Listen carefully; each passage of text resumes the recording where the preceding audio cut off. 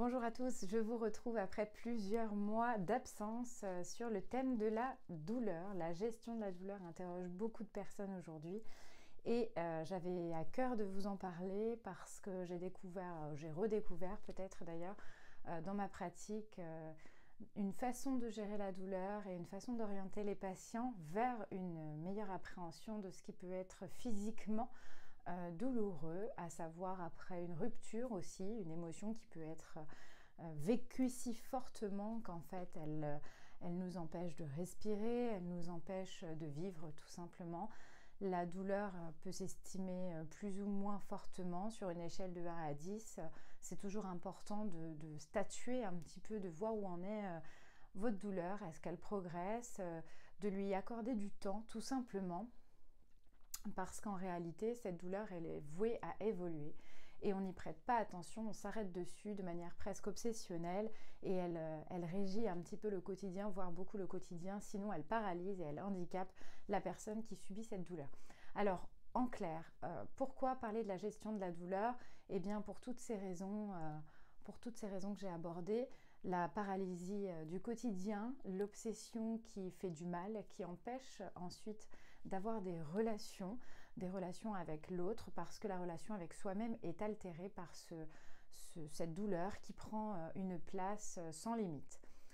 Quand vous avez mal, la première étape, la première chose, c'est de pouvoir s'accorder vraiment du temps, de l'espace pour justement se connecter à soi. Alors bien sûr, en général, c'est pas du tout ce qu'on a envie de faire, accueillir la douleur.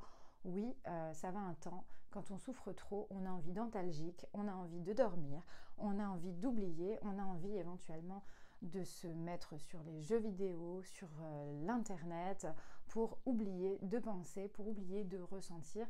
Et tous ces moyens, effectivement, sont analgésiques.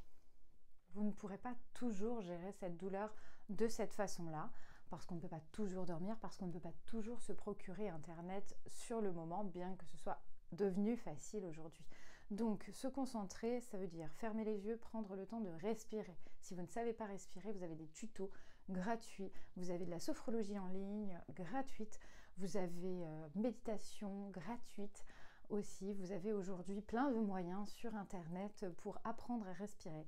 Sinon, il s'agit d'inspirer et d'expirer et de prendre le temps, le faire sans le téléphone portable à proximité, sans une télé d'allumée dans votre environnement, de manière à être le plus concentré possible. Vous prenez le temps de poser votre respiration, ça c'est la première étape. La seconde étape, elle consiste à rentrer à l'intérieur de son corps. Alors comment on fait ça? En visualisation, c'est-à-dire que vous avez les yeux fermés, donc l'idée c'est de pouvoir plonger à l'intérieur de votre corps, à l'endroit de votre douleur. Si vous avez une douleur par exemple au plexus solaire, un endroit qui est souvent concerné, sinon le ventre, par exemple le plexus solaire, eh bien vous plongez à l'intérieur de vous et vous allez visiter, si vous êtes visuel, en profondeur en fait votre intérieur, votre plexus solaire, et vous allez regarder à quoi ressemblerait votre douleur si vous pouviez lui donner une forme physique, et vous allez constater cette sensation que vous avez. Si vous êtes visuel, ça marchera assez rapidement. Et vous laissez cette douleur être, et vous ne mentalisez pas, c'est-à-dire que vous n'intellectualisez pas, vous ne vous dites pas c'est grave, je vais aller consulter, peut-être que là j'ai un problème ou peut-être que c'est un cancer. Non, votre douleur est là. Donc l'idée c'est de pouvoir y plonger et vous consacrer uniquement à ressentir, à visualiser cette douleur. Donc le visuel se mêle, vous l'aurez entendu, au kinesthésique, c'est-à-dire que vous ressentez physiquement ce qui se passe et ainsi vous laissez grandir cette douleur, et vous allez constater par vous-même que cette douleur va régresser, va s'apaiser, parce que si vous n'êtes pas de votre mental et que vous êtes uniquement avec elle, vous l'écoutez, votre corps vous parle et elle demande là, cette douleur, que vous lui prêtiez une attention importante. Alors la douleur, elle restera peut-être, mais vous allez constater, faites-le pour voir, vous allez constater, si vous le faites correctement, que cette douleur va diminuer. Quand je dis correctement, ne vous culpabilisez pas si ça ne marche pas dès le premier coup, c'est pas quand même quelque chose d'habituel, d'automatique, donc prenez le temps de vous essayer à cette méthode. Ensuite, si vous êtes plutôt kinesthésique, vous pouvez aussi toucher touchez l'endroit de votre douleur et imaginez que dans votre main, vous avez de la lumière.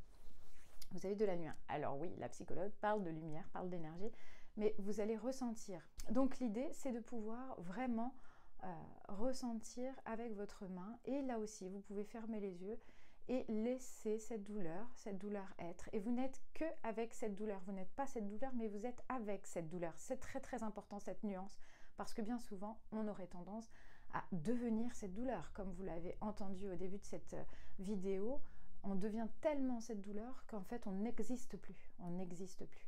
Donc l'idée, c'est de faire développer cette sensation de mal-être pour ensuite constater qu'elle s'amenuise. Vous pouvez vous rapprocher de la méthode TIPI, technique d'identification des peurs inconscientes. Vous avez des petits livres là-dessus. Vous pouvez vous référer à cette technique puisqu'elle est basée en partie dessus. Elle est simplifiée là dans cette vidéo, mais elle vous invite à faire ce travail de ressenti pour ensuite apprendre à gérer cette douleur où que vous soyez, n'importe où, sans internet, sans personne, juste avec vous-même. Ça permettra quoi? Ça permettra ensuite de recontacter l'être que vous êtes, de vous remettre en relation avec vous, parce que la douleur a pris toute la place, et ensuite vous pourrez revenir petit à petit à des relations plus ou moins normales avec les autres et dans votre environnement et dans votre travail, souvent lui-même aussi abîmé et fragilisé par votre douleur. Je vous souhaite une bonne intégration de cette méthode. N'hésitez pas en commentaire à me donner vos avis. Cette vidéo n'est pas exhaustive, mais je suis preneuse de vos questionnements, donc n'hésitez vraiment pas. À très bientôt. N'oubliez pas, on attire ce que l'on rayonne.